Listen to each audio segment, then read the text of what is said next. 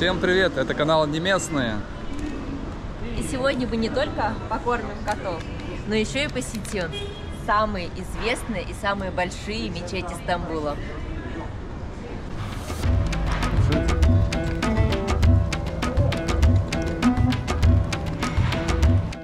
Сегодня мы окажемся в мечети Айя София, посидим на ее коврах. Посетив знаменитую голубую мечеть, прикоснемся к творению султана Сулеймана, его мечети.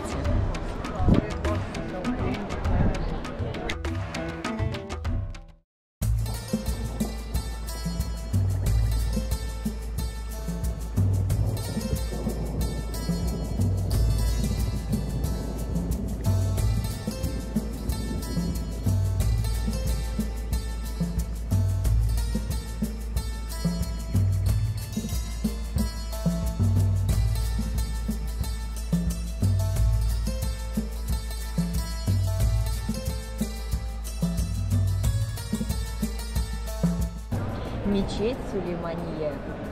Мечеть, которую построили по приказу султана Сулеймана. В 1550 году строительство началось знаменитым архитектором Синаном. В 1557 году султан Сулейман вступил во двор своей мечети. Эту мечеть еще называют вечной, потому что она выдержала огромное количество войн, землетрясений и выстояла, благодаря чему, конечно же, мы можем сейчас прийти сюда и все это лицезреть.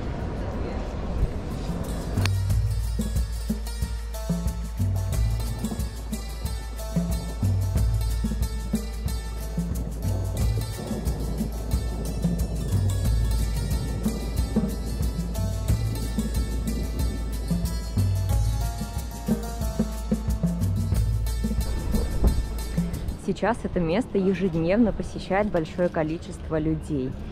Но у мечети, так как это действующая мечеть, есть, конечно же, свое расписание. И во время чтения намаза посетителей сюда не пускают, а только молящиеся заходят внутрь. Возле входа обязательно все снимают обувь. То есть в мечеть зайти в обуви мы не можем. Обувь либо оставляют здесь, можно также взять с собой внутрь, там есть специальные ящики.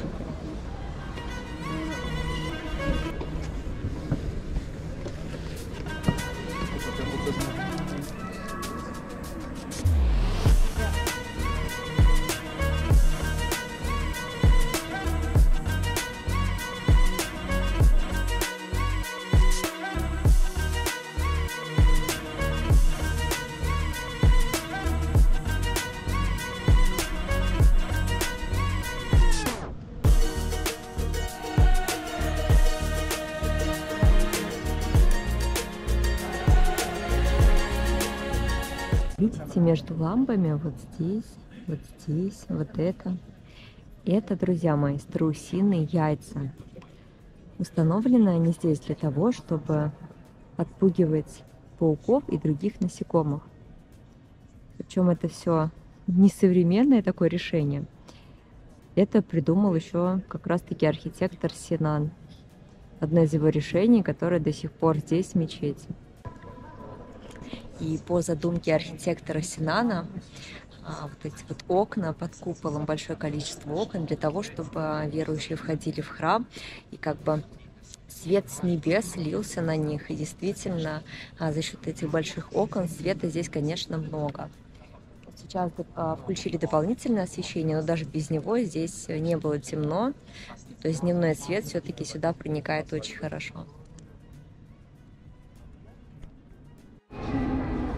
Вот такой стенд большой в мечети. Мы подошли, к нам подошел человек, спрашивает, какие у вас вопросы.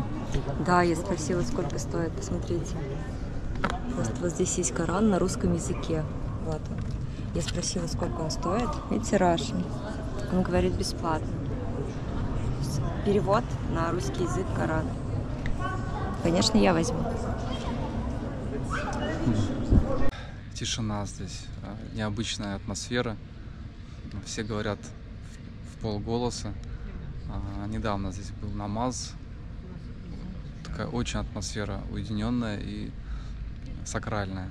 В общем, мне нравится, тут можно просто сидеть и отдыхать. Да, здесь на самом деле много людей, которые, например, в углу где-нибудь на коврах расположились и спят. И это, кстати, заметили не только в этой мечети. А вообще, да, я согласна с Константином, у меня тоже состояние такого умиротворения здесь. Вообще здесь же, именно в этой мечети Сулеймания, здесь непревзойденная акустика. Архитектор Синан разместил в стенах этой мечети 256 полых кирпичей для того, чтобы акустика была лучше. И здесь имамы, ну вот сейчас вроде бы читали при помощи микрофона, но вообще долгое время и в современности уже многие имамы читали здесь намаз без микрофона, потому что акустика здесь фантастическая. Вот, и люди, да, все так шепотом, ну дети, конечно, ни в чем себе не отказывают. Вот, а так вот садишься на эти мягкие паласы. Чистые. Чистые, мягкие, да, здесь нет даже, не знаю, ворсинки какой-то. Вот. Приятно. Приятное впечатление. Да, потом покажу вам то самое место, нишу, которую отдельно построил для себя султан Сулейман. Вернее, в ней он отдельно читал намаз. Все здесь сохранилось, все здесь так же, как во времена его правления. Это интересно. А это тот самый балкончик, который был построен специально для Сулеймана Великолепного. То есть здесь он молился, но так, чтобы его видели его подданные.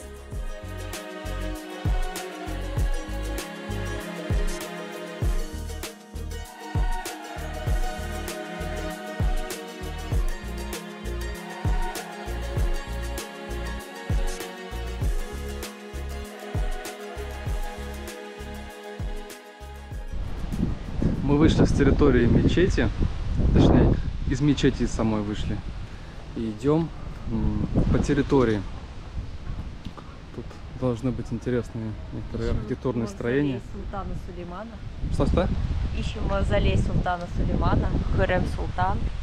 Там же похоронены их дочь Мухрима. И еще последующие два султана. Надеюсь, открытый, мы сейчас найдем. Очень большая территория писалась, поэтому сейчас мы посмотрим. Да, как здесь вот, да, интересно. Такая удлиненная зона. Мы идем дальше.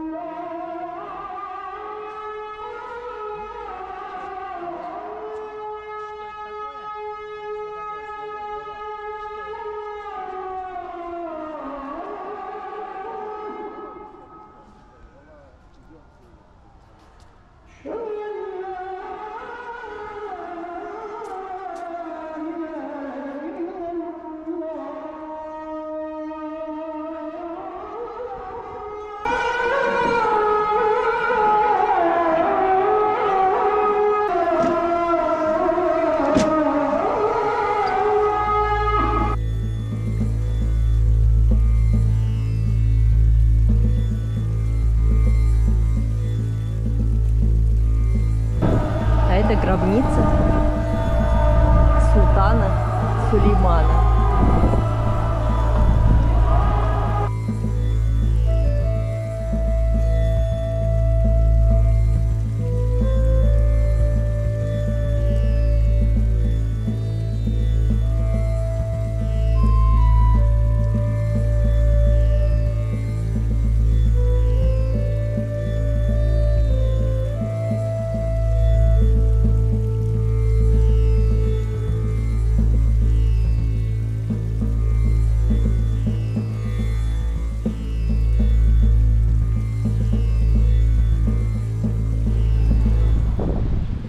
Гробница, где похоронена Хюррем Султан, любимая жена Сулеймана Великолепного.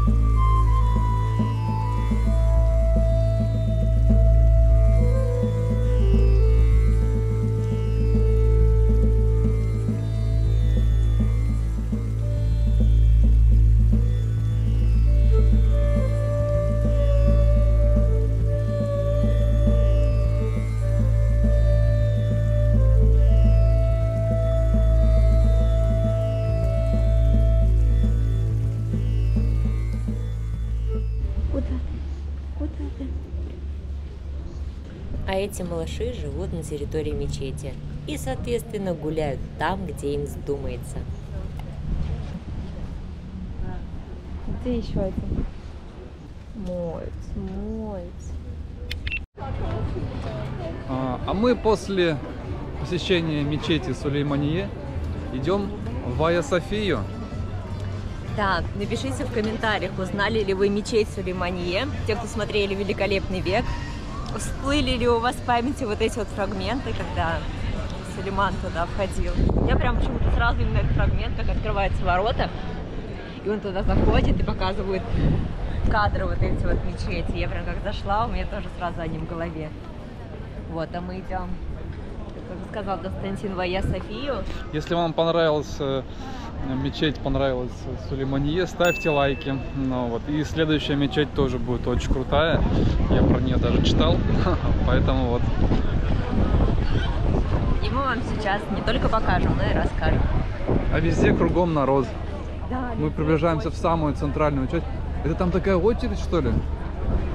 это самый лучший гид. Чистый такой.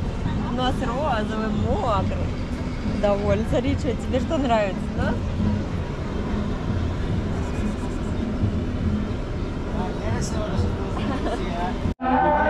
Представляете? Мы сейчас идем, подходим к мечети и видим такую очередь, что я в жизни такой нигде не видел. Вот мы идем. Где она вообще заканчивается? Где вот это все люди стоят, чтобы войти в мечеть Айя-София. Вы представляете? Вот.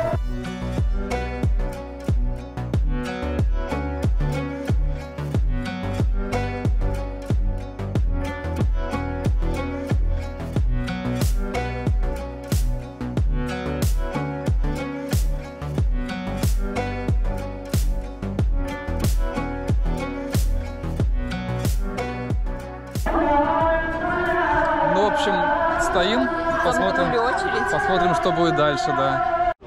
Очередь в Айя-Софию, но главное это не очередь, главное это люди в очереди. Вы представляете, наши земляки из Татарстана, набережные Челны.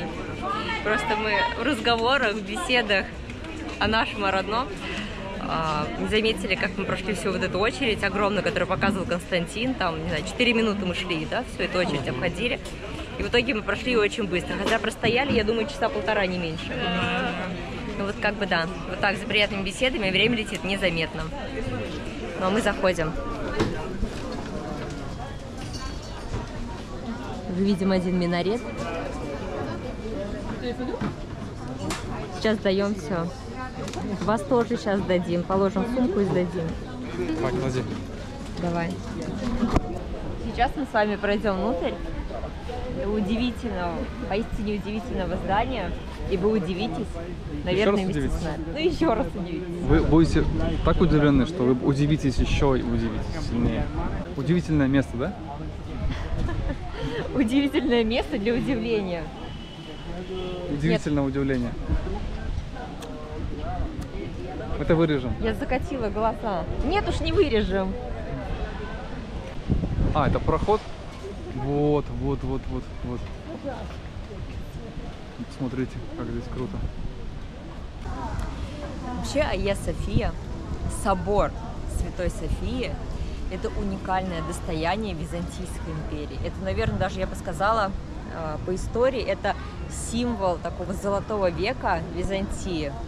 Но после захвата Константинополя в 15 веке турками, османами, это место стало мечеть.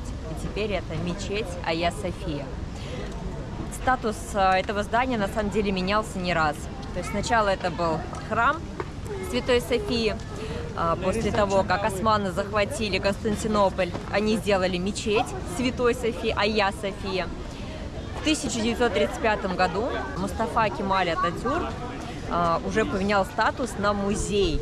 И вот в течение долгих лет это был музей. И именно в таком статусе он охраняется ЮНЕСКО. Но в 2020 году действующее правительство Турции отменила решение Ататюрка и сделала это с новой действующей мечетью, но оставив нам, туристам, возможность ее посещать, и поэтому пройдемте. А можно вопрос? Да. Можно я вас буду называть гриб-трюфель? Вот эта вот история. Пожалуйста, напишите в комментариях, чтобы он не снимал меня вот так. Я вырастаю, вот я в кадре вырастаю как гриб просто. Ну вот. Винлоп. Что это за опять аншлаг от нас такой хохнет? Это все вырежем. Пройдемте.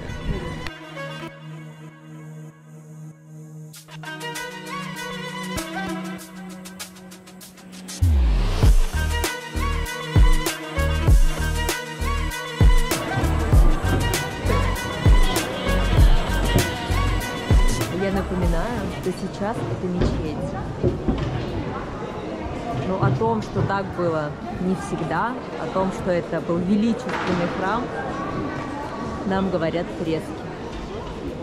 Очень много людей, нельзя войти в мечеть в обуви. И поэтому мы сейчас будем искать, где же оставить вон там. свои кроссовки.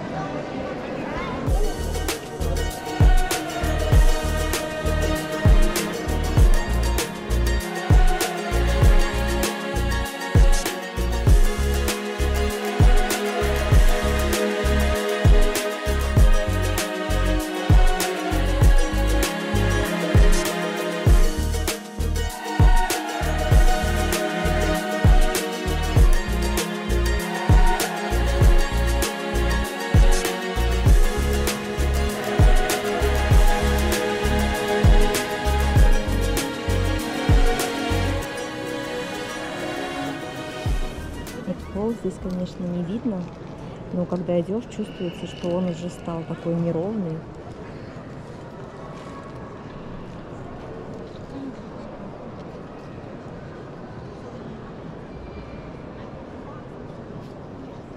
Наверху, вот здесь, мы видим, не знаю, вам видно или нет, изображение, закрытое изображение Пресвятой Богородицы. Его оставили, его не закрасили, но его, конечно же, закрыли. Под куполом находится изображение 4 серафимов. Как вы их можете увидеть, их оставили после осады Константинополя, да, когда Айя София сделали мечети. Их решено было оставить, но их лица были закрыты. Сейчас, на данный момент, открыто одно лицо. Вот оно.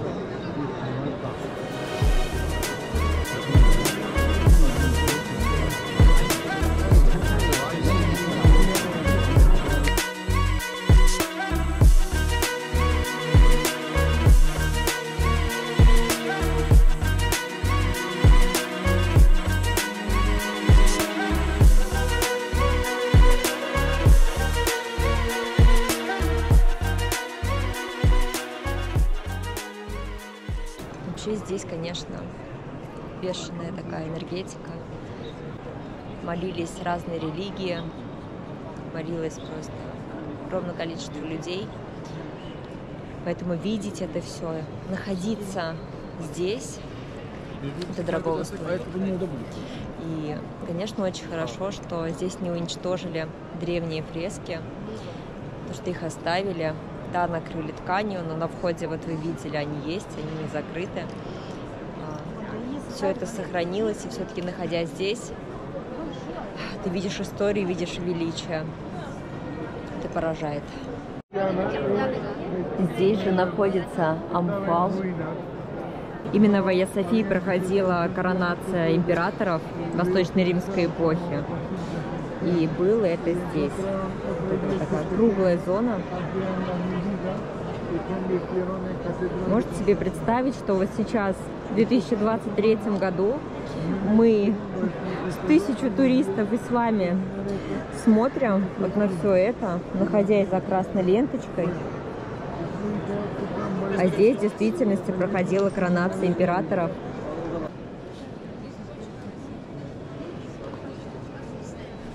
Мне сложно увидеть в этом мечеть, если честно. Но если прям вот смотреть на все на это, я вижу историю. Я вижу собор 6 века, все эти колонны, фрески. Это, конечно, удивительно. У меня, может быть, даже путается речь, да, путаются слова, потому что я, правда, нахожусь под впечатлением.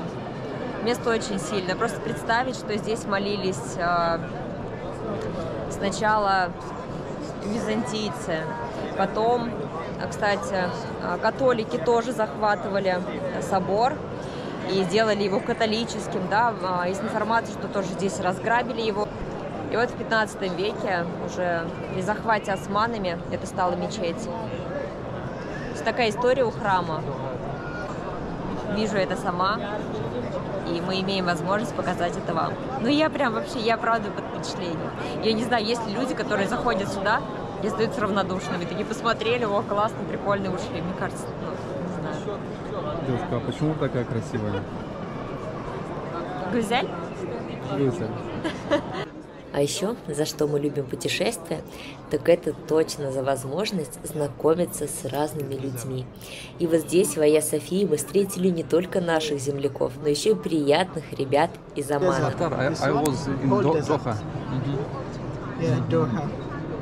Привет, ребята, откуда вы? Мы из Омана. Оман? Да, отлично. Как долго вы находитесь здесь, в Стамбуле? Как долго? 7 дней. Всего 7 дней. Какие места наиболее интересны для вас здесь? Наверное, Стамбул, где мы находимся.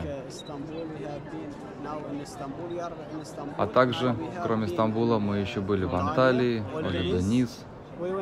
Перед тем, как сюда прилететь, мы побывали в Олюденис. Это наиболее популярное место для параглайдинга. Прыжки с гор, полеты на параплане с гор, прыжки с высоты 2000 метров, около 2000 метров, а также прекрасные пляжи. О, чудесно. Хорошо, вы можете сказать несколько слов о стране Оман, например, для людей, кто хочет посетить эту страну. Всем добро пожаловать в Оман. Я советую прилетать зимой. Это лучший сезон для путешествия в Оман. Здесь много чем можно заняться. Например, активными видами спорта, такими как поход в горы, это может быть пеший туризм, хайкинг, также походы в пустыню. Еще у нас есть большое разнообразие пляжей. Нужно заметить, что в Оман летний хариф сезон продолжается 3 месяца. Все это время идут дожди, и температура около 20 градусов. И все зеленое. Да, зеленое. Также мы приглашаем вас посетить Оман. О, спасибо. У нас много чем можно заняться. Мы ждем вас, приезжайте в Оман. Хорошо, возможно, в этом году, возможно, в конце этого года. Да, возможно. В общем, мы много чего сможем вам предложить, как провести время в нашей стране. Если любите горы, у нас есть красивые горы с видом на море. И города, современные города. В общем, все, что вы хотите. Я понял, все, что ваша душа пожелает. Да, да. Хорошо, спасибо. Спасибо.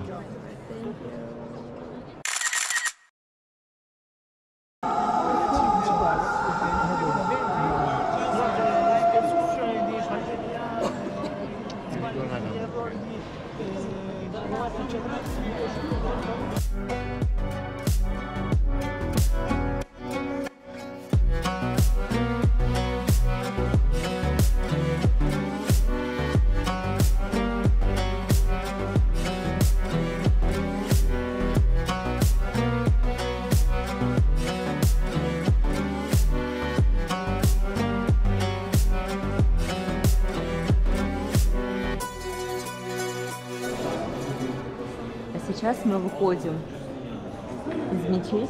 Вот посмотрите, на выходе мы видим тоже византийскую мозаику.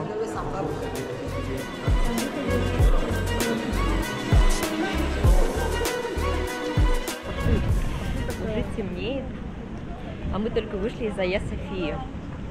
А ведь у нас еще не все. Впереди вас ждет голубая мечеть. Или мечеть Султан Ахмед. Вот туда мы сейчас и спешим. Если вообще успеем, конечно. Я надеюсь, что следующий кадр будет как раз-таки из мечети. Или из отеля. В общем, мы побежали. Сейчас узнаем, успеем мы или нет. Мы Да, успели. сзади нас голубая мечеть.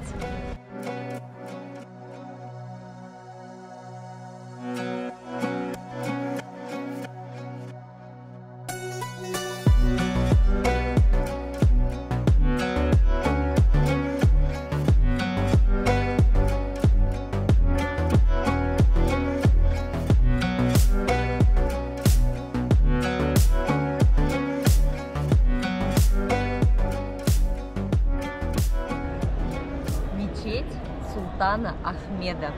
Ну или голубая мечеть, как многие ее знают. Мечеть была построена в 17 веке по приказу Султана Ахмеда. Что удивительного, помимо, конечно же, красоты, 6 минаретов, что тоже в те времена вообще вызвало скандал, потому что 6 минаретов было только у одной мечети. Но интересный факт, что эту мечеть строил Мехмед Ага. Это помощник и ученик Синана. Синан — это архитектор, который строил мечеть Сулеймания, в которой мы сегодня с вами также были. Почему она голубая, спросите вы? И ее назвали так, на самом деле, европейцы, туристы, потому что здесь присутствует очень много именно голубого цвета, голубых оттенков в мозаике, в рисунке на куполе, и поэтому она носит название также голубой мечети. Вход в мечеть, как и во всех остальных мечетях, мы не можем войти в обуви, и женщины обязательно должны покрыть голову.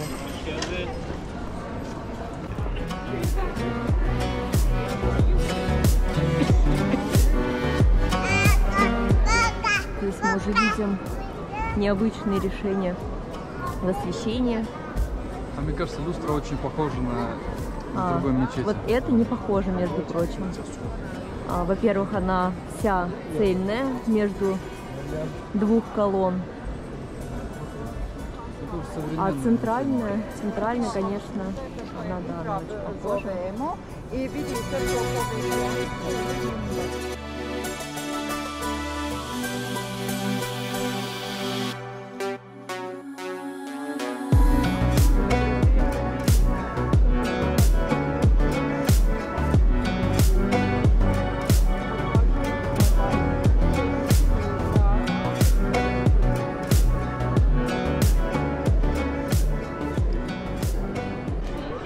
Давай возьмем нашу обувь, пошли. Стой. Но перед этим я еще раз вам напомню, что у нас есть наши соцсети.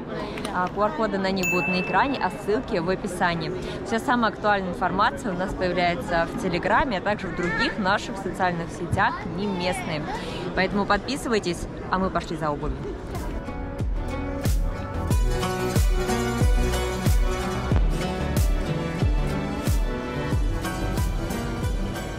Здорово, что мы успели сегодня попасть в 3 мечети. Поставьте нам за это лайк. Потом напишите в комментариях, как вы думаете, куда мы отправимся в следующий раз. Да, немного даже устали, но посетили все 3 запланированные мечети. На самом деле в Стамбуле мечетей очень много. И я уверена, что они не уступают ни по красоте, ни по исторической значимости. Но мы показали вам 3 самые известные, так скажем, мечети. Поэтому подписка, лайк. Спасибо за внимание. А вот так выглядит мечеть вечером с подсветкой. Очень красиво.